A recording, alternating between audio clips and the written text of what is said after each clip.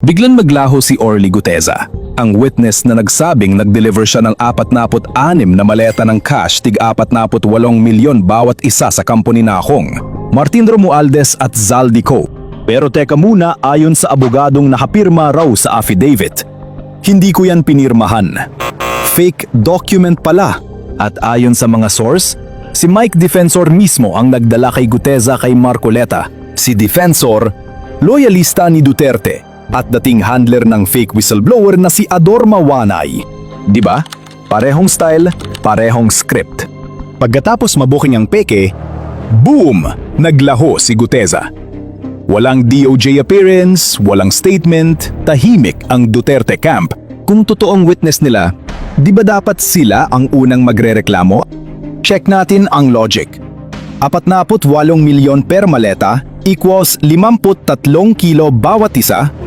46 na maleta equals 2.4 na tonelada ng pera. 3 van yan mga bes. At sa Forbes Park pa dinala. Walang guard, walang CCTV, walang testigo.